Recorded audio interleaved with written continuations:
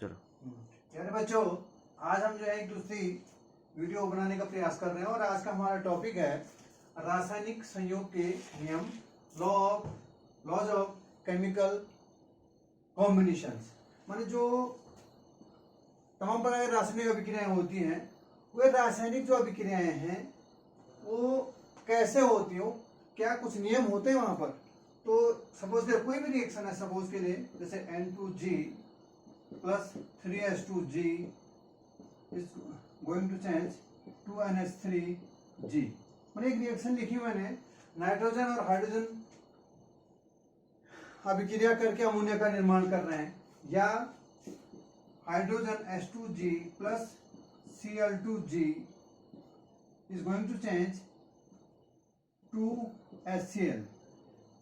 तो यहाँ पर जो अभिक्रियाएं लिखी मैंने कि नाइट्रोजन और हाइड्रोजन आपस में संयोग करके अमोनिया का निर्माण कर रहे हैं, या हाइड्रोजन और क्लोरीन आपस में विक्रिया करके हाइड्रोजन क्लोराइड का निर्माण कर रही हैं।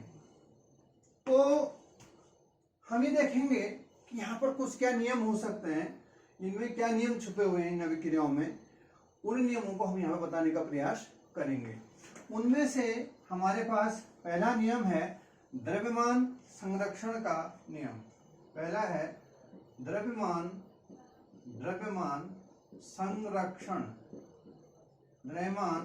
संरक्षण का नियम, law of conservation of mass. तो नाम ही से लग रहा है कि द्रव्यमान यहाँ पे क्या है, द्रव्यमान संरक्षण है, ऐसा नियम है ये, तो द्रव्यमान संरक्षण पर आधारित है। तो इस नियम के अनुसार पहले तो ये बता दे रहे हैं कि इस नियम को जो है सर्वप्रथम लेवासी जो है फादर ऑफ केमिस्ट्री इनको कहा जाता है, इन्होंने जो है लेवासी नामक वैज्ञानिक ने इस नियम को सर्वप्रथम 1774 ईस्वी में दिया। और इनके अनुसार ये नियम कहता है द्रव्य को ना तो उत्पन्न किया जा सकता है और ना ही नष्ट। अर्थात ये कहते हैं जो द्रव्य है द्रव्य को ना तो उत्पन्न कर सकते हैं और ना ही उसको नष्ट कर सकते हैं। अब रासायनिक अभिक्रिया के टर्म्स में यदि हम इस नियम को समझाना चाहें, यहाँ पे तो ठीक है, ये कह रहा है द्रव्य को ना तो उत्पन्न किया जा सकता और ना ही नष्ट किया जा सकता है। तो क्लियर है, ना तो हम द्रव्य को उत्पन्न कर सकते हैं, नहीं नष्ट कर सकते हैं। लेकिन रासायनिक अभिक्रिया के टर्म्स में कहने का मतलब है, कैसे हम बताएंगे।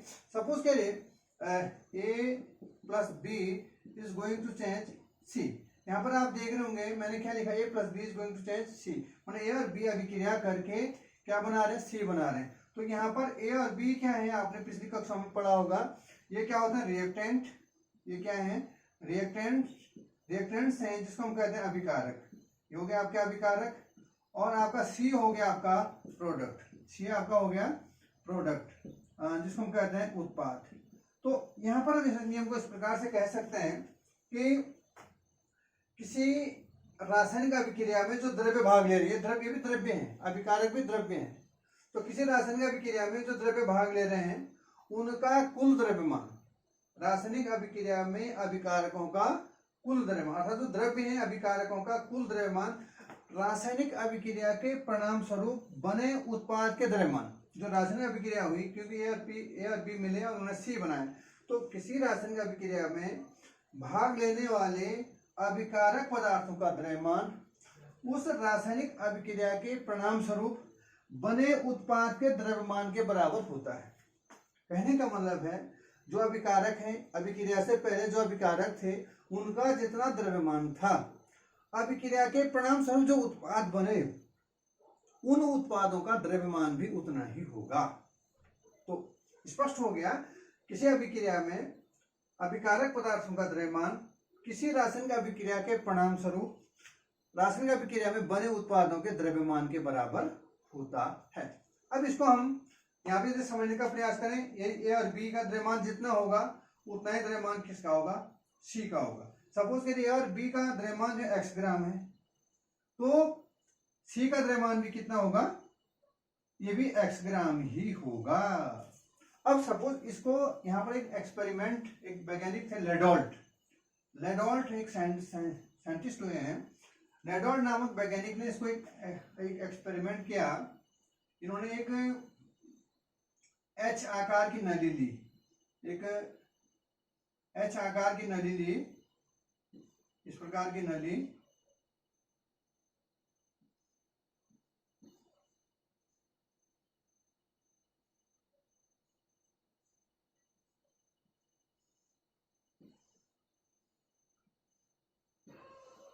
लेडोल्ट, इसको हम लेडोल्ट का एक्सपेरिमेंट भी कह सकते हैं, लेडोल्ट एक्सपेरिमेंट्स।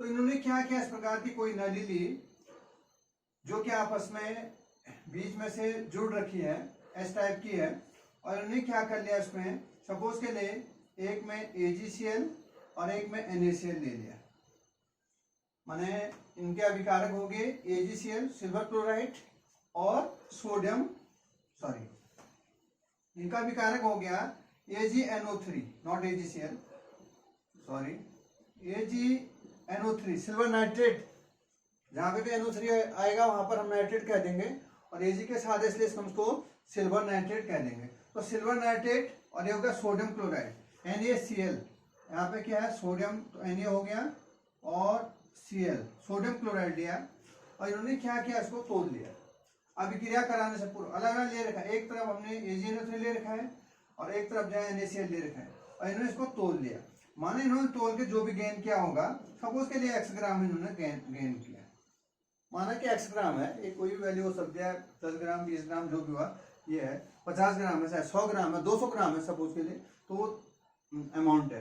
अब इन्होंने क्या किया, आपस में इसको मिला दिया, खूब हिला दिया, हिलाएंगे तो क्या होगा, यहाँ से NaCl इधर आएगा, इधर से AgNO3 आएगा, अर्थात दोनों क्या हो गए, मिल गए।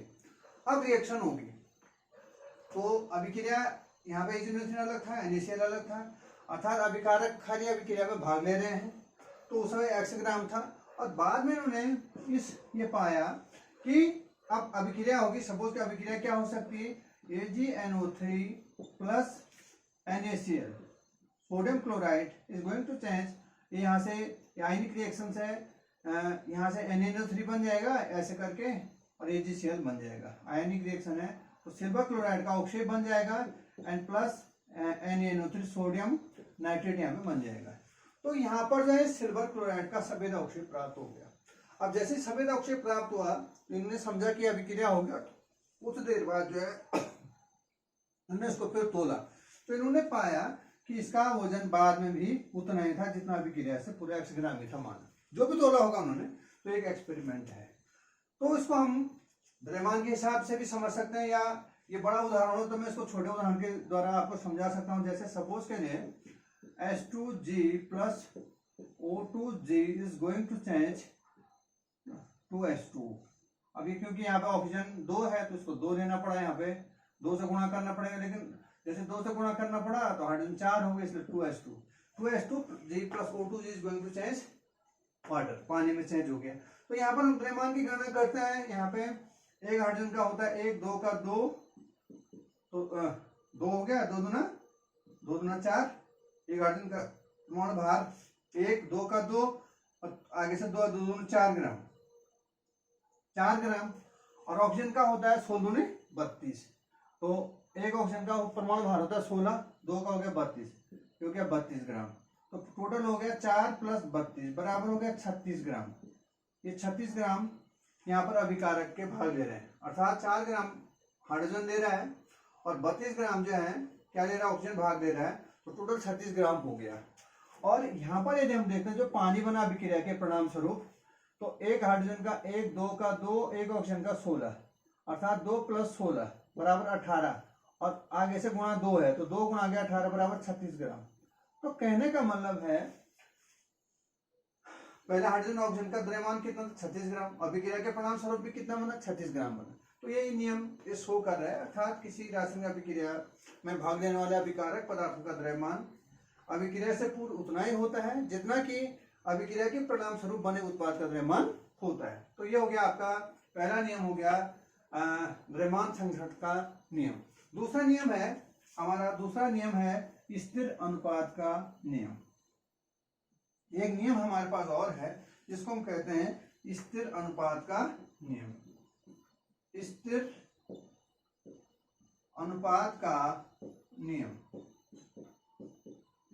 जिसको हम कहते हैं लॉ ऑफ कांस्टेंट प्रोपोर्शन। ये नियम है, इस नियम का नाम है स्थिर अनुपात का नियम, लॉ ऑफ कांस्टेंट प्रोपोर्शन, जिसको इस नियम के देने वाले वैज्ञानिक हैं जोसेफ प्राउस्ट। क्या नाम था वैज्ञानिक का? नाम था जोसेफ प्राउस्ट। जोसेफ प्राउस्ट या सिंपली इनको प्राउस्ट भी कहते हैं। प्राउस्ट नामक वैज्ञानिक ने इस नियम को दिया। ये कहते हैं, नाम ही से लगा स्थिर अनुपात, माने स्थिर अनुपात होना है। तो ये नियम कहता है कि कोई भी यौगिक है, यौगिक मैंने आपको लास्ट में बताया था, कोई भी यौगिक या यौगिक में उपस्थित तत्वों के द्रव्यमान एक निश्चित अनुपात में होते हैं, चाहे वह यौगिक किसी भी विधि से बनाया गया हो। माने जो कोई भी यौगिक है, उस यौगिक में जो तत्वों के द्रव्यमान है वो निश्चित अनुपात में होते हैं, या तत्वों के जो द्रव्यमान है वो निश्चित अनुपात में होते हैं, या तत्वों के द्रव्यमान एक निश्चित अनुपात में संयोग करते हैं, चाहे वह यौगिक किसी भी विधि से बनाया गया हो। या दूसरे शब्दों में ये भी कह सकते हैं, कोई यौगिक चाहे वह किसी भी विधि से बनाया गया हो, उस यौगिक में उपस्थित तत्वों के द्रव्यमान एक निश्चित अनुपात में होते हैं, ऐसा भी कहा जा सकता है। सपोज के लिए हम, जैसे आपने देखा होगा पानी H2 पानी है, पानी का जो फॉर्मूला वो H2O है, और ये H2O आप बहुत से सोर्सेस हो सकते हैं। आप इसको लैब में बना सकते हैं, लेबोरेटरी में बना सकते हैं। आप जो है रेन वाटर ले सकते हैं, वर्षा का पानी ले सकते हैं। आप जो है किसी झील का पानी लेक वाटर ले सकते हैं। आप किसी तालाब का पानी पॉन्ड वाटर ले सकते हैं। और आप किसी रिवर माने ये आप किसी नदी का पानी भी ले सकते हैं। बहुत से स्रोतों से हमने पानी प्राप्त किया, चाहे आप तालाब का पानी लें, चाहे आप बरसात का पानी लें, चाहे आप लैब का मतलब अभी बताया था जो रिएक्शन हाइड्रोजन और ऑक्सीजन के संयोग से प्लेटिनम उत्प्रेरक के उपस्थिति में पानी बनाया जा सकता है। बहुत इसमें टेम्परेचर और कैटलिस्ट की महत्वपूर्ण भूमिका है, लेकिन बनाया जा सकता है, लैब में भी बना सकते हैं पानी को।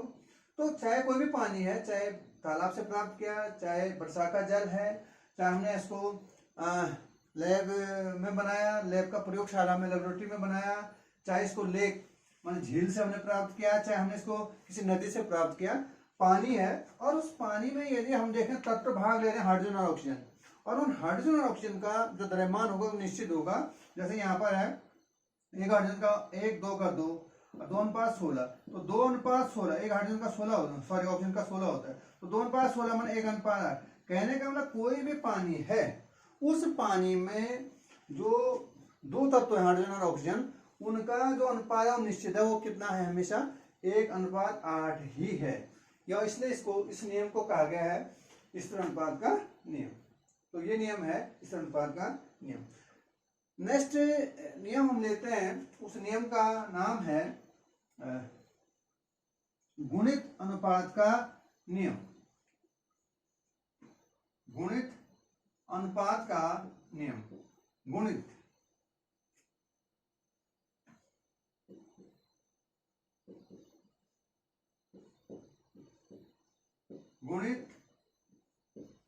अनुपात का नियम, लॉ ऑफ मल्टीपल प्रोपोर्शन।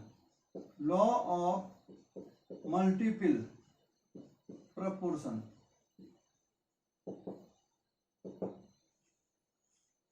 तो इस नियम को देने वाले जो वैज्ञानिक थे डाल्टन नामक वैज्ञानिक ने ये नियम दिया, जिसको हम कहते हैं डाल्टन नामक वैज्ञानिक ने ये नियम दिया, जिस नियम का नाम है गुणित अनुपात का नियम। और ये नियम कहता है कि जब दो तत्व, अब वो दो तत्व कोई भी हैं, दो तत्व परस्पर रासायनिक संयोग करके, जब दो तत्व, कोई भी दो तत्व हैं, कोई दो तत्व परस्पर में आपस में रासायनिक संयोग करें, माने रासायनिक संयोग करके केमिकल कॉम्बिनेशन जिसको हम कहते हैं, केमिकल कॉम्बिनेशन माने रासायनिक संयोग करके एक से अधिक यौगिक बनाते हैं। कितने बनाते हैं? मोर देन एक से अधिक यौगिक बनाते हैं। तो उसमें क्या होता है, समझ गए होंगे आप क्या कह रहा है नियम, गुणित अनुपात का नियम क्या कह रहा है?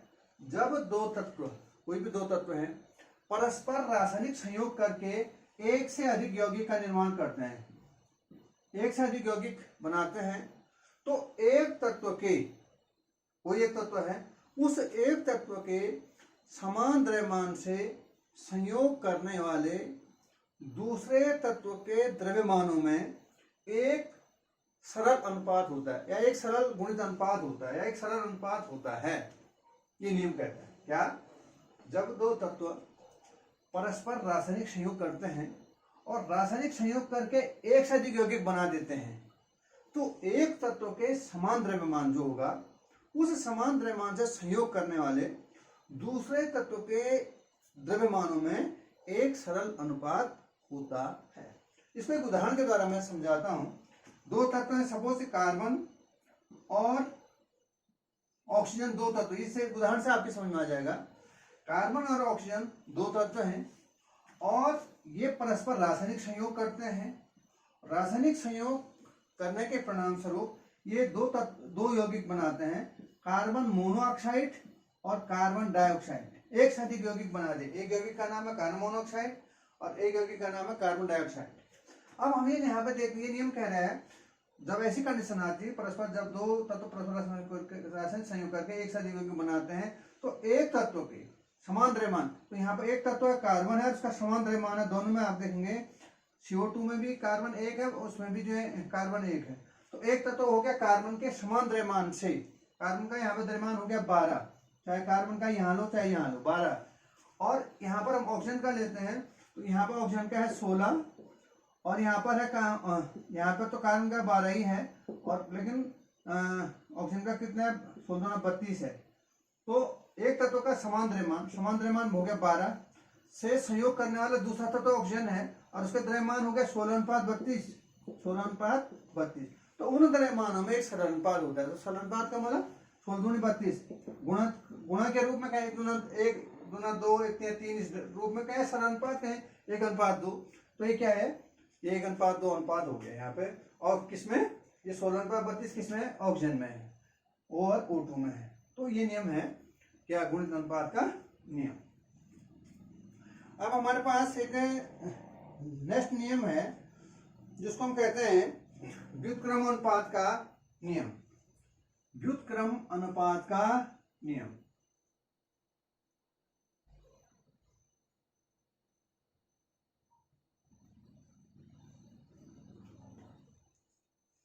व्युत्क्रम अनुपात का नियम।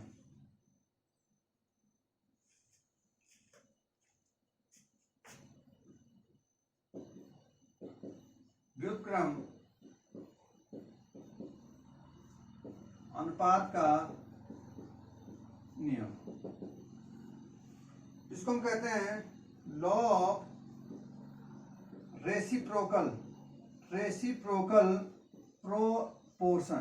प्रोपोर्शन। इस नियम के देने वाले वैज्ञानिक थे रिचर। क्या थे? रिचर नामक वैज्ञानिक ने ये नियम दिया। और व्युत्क्रम नाम इसका है। और ये नियम कहता है कोई दो तत्व जो हैं, कोई दो अलग अलग तत्व हैं जो किसी एक तत्व के निश्चित द्रव्यमान से संयोग करते हैं,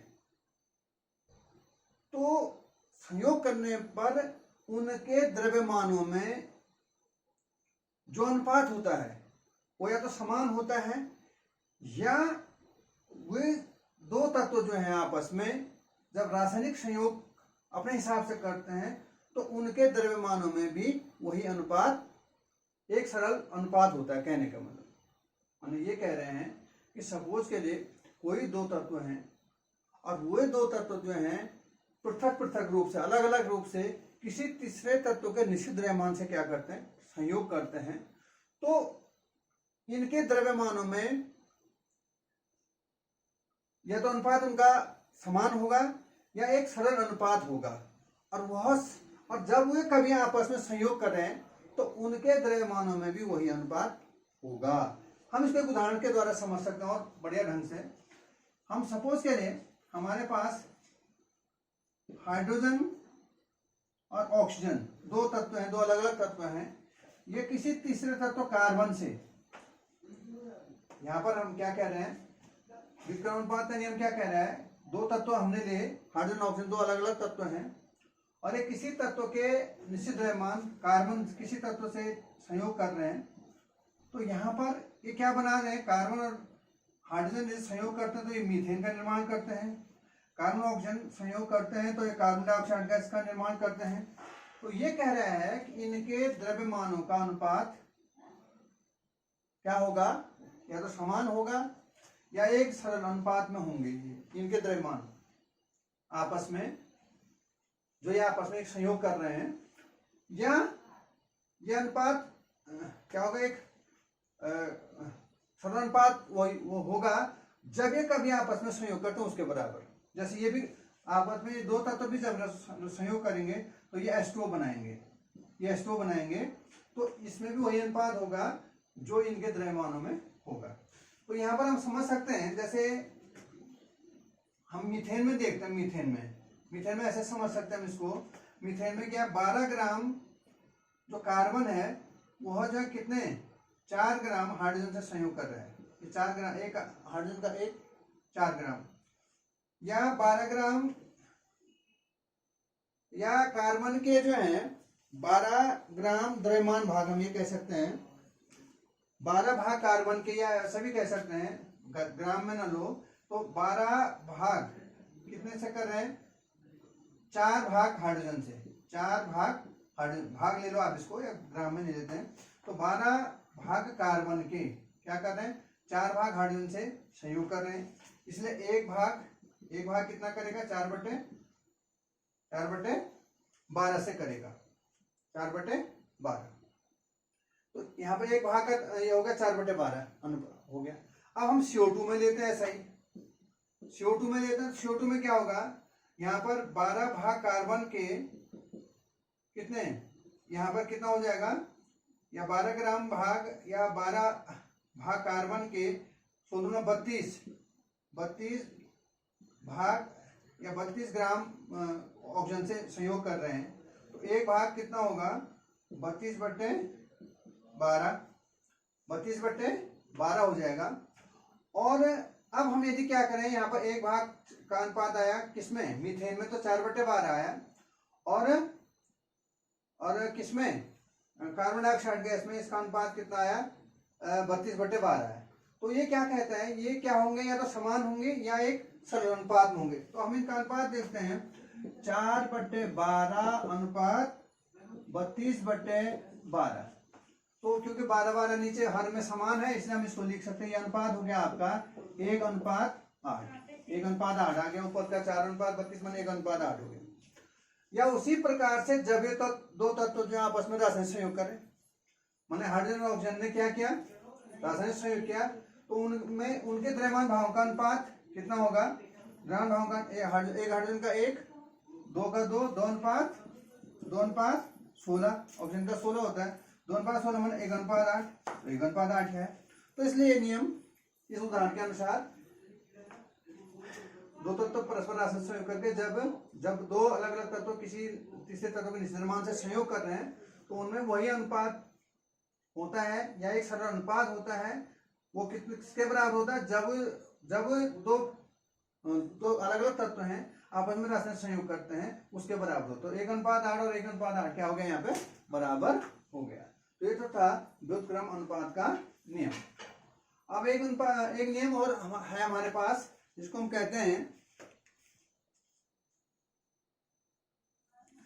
गैलुसाक का गैसीय आयतन संबंधी नियम। क्योंकि वीडियो भी बड़ी हो रही, थोड़ा थोड़ा मैं इसको शॉर्ट में बता देता हूं। इसको इंड कर दूंगा। गैलुसाक या जिसको हम कहते हैं गैलुसाक का गैसीय आयतन संबंधी नियम, गैसीय आयतन संबंधी नियम। तो गैलुसाक नामक वैज्ञानिक थे, उन्होंने कहा कि जैसे सपोज के लिए ये है hydrogen H2G plus Cl2G is going to change हो रहा है किसमें 2HCl-G। तो ये कहते हैं, ये नियम कहता है, गैलुसाक का नियम कहता है कि जब जो अभिकारक पदार्थ हैं यदि वे गैसीय अवस्था में हैं तो उनके आयतनों में एक सरल अनुपात होता है। जो अभिकारक है, जैसे यहाँ पर हाइड्रोजन और क्लोरीन है, तो अभिकारकों के जब अभिकारक क्या होता है गैसीय अवस्था में होते हैं तो उन या अभिकारकों में एक सरल अनुपात होता है, और यदि उत्पाद भी गैसें हों तो उनमें भी अभिकारकों और उत्पादों के अनुपात में एक सरल अनुपात होता है। पहले तो ये कह रहे हैं कि अभिकारकों के अनुपात में क्या होता है, अभिकारकों जो अभिकारक होते हैं उनके आयतनों में, उनके जो आयतन होते हैं उनके आयतनों में एक सरल अनुपात होता है, और यदि उत्पाद भी गैसें हैं तो उनमें भी अभिकारकों और उत्पादों के आयतनों में भी क्या होता है, एक सरल अनुपात होता है। जैसे यहाँ पर हम देखते हैं ये हाइड्रोजन गैस है तो एक आयतन हो गया, एक आयतन है, और ये भी क्या है, एक आयतन है, तो कितना अनुपात हो गया यहाँ पे 1:1, तो एक सरल अनुपात है। और यदि उत्पाद भी गैस है, क्योंकि ये गैस है, तो इस अनुपात को भी हम देखें, यहाँ पे उत्पादों का जो आयतन है वो 2:1 है, तो हम इस अनुपात को सारे को ले लेते हैं, 1:1, ये विकारकों का आयतन हो गया, और अनुपात 2 ये उत्पाद का, तो ये क्या है, सरल अनुपात है। तो कहने का मतलब उनका अर्थ है कि अभिकारकों के अनुपात में सरल अनुपात होता है, और यदि उत्पाद भी गैसें हो तो उनके जो अनुपात में उनमें भी क्या होता है, एक सरल अनुपात होता है। ये गैलुसाक का गैसीय आयतन संबंधी नियम है। अब एक लास्ट नियम है यहाँ पे हमारा, जिसको हम कहते हैं एवोगैड्रो का नियम या अवागाद्रो का नियम। अवागाद्रो एक वैज्ञानिक हुए हैं, इटली के वैज्ञानिक थे। अवागाद्रो का नियम उसको हम कहते हैं एवोगैड्रो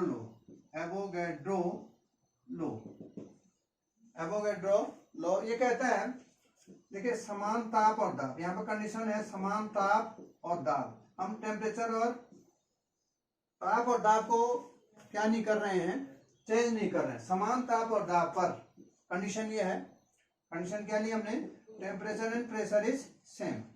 समान ताप और दाब पर विभिन्न गैसों के यदि हम आयतन ले लें, समान ताप और दाब पर गैसों के जो समान आयतन यदि हैं, गैसों के समान आयतन यदि हम लेते हैं तो उनमें अणुओं की संख्या भी क्या होती है, समान होती है। समान ताप और दाब पर गैसों के समान आयतन में अणुओं की संख्या भी समान होती है। क्या कह रहे हैं, समान ताप और दाब पर गैसों के समान आयतन में, समान ताप और दाब कंडीशन, समान ताप और दाब पर गैसों के समान आयतन में, यदि आयतन भी क्या है, समान आयतन है, आयतन भी क्या है, समान है, तो अणुओं की संख्या भी क्या होगी, समान होगी। अणुओं की संख्या भी क्या होगी, समान होगी। ये नियम है किसका, अवागाद्रो का। समान ताप और दाब पर यदि गैसों का क्या ले लिया जाए, समान आयतन ले लिया जाए, तो उनमें अणुओं की संख्या भी क्या होगी, समान होगी। सब माना कहने का ये नियम कहने का चाह रहा है, सपोज हमारे पास 2 3 4 माने एक्स है, वाई है, जेड है, 3 अलग अलग गैसें हैं, जैसे या क्लोरीन गैस हो सकती है, हाइड्रोजन ऑक्सीजन हो सकती है, और उनका हमने टेम्परेचर एंड प्रेशर भी सेम कर रखा है, ताप और दाब भी समान है, आयतन भी उनका समान है। सपोज के लिए हमने जो कंटेनर ले रखे हैं तो सपोज 1 लीटर का, मैं एक सपोज की बात कर रहा हूँ, मैं वॉल्यूम भी क्या है, समान है भी, सेम है, तो उनमें अणुओं की संख्या, जो अणु होंगे गैसों के, वो भी क्या होंगे, समान है, चाहे वो कोई भी गैस है, लेकिन कंडीशन क्या, समान ताप और दाब पर आयतन भी समान है, तो गैस के अणुओं की संख्या भी क्या होगी, समान होगी। तो इससे जो है हम गैसों के अणुओं की संख्या का हम निर्धारण कर सकते हैं।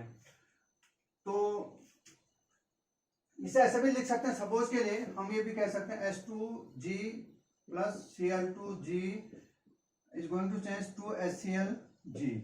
तो ये कह रहा है कि हाइड्रोजन का यहाँ पर एक अणु है, एक अणु हो गया, एक अणु, ये भी एक अणु है, एक अणु में 2 परमाणु क्लोरीन के हैं, और यहाँ पे दो अणु है किसके, HCl के हैं।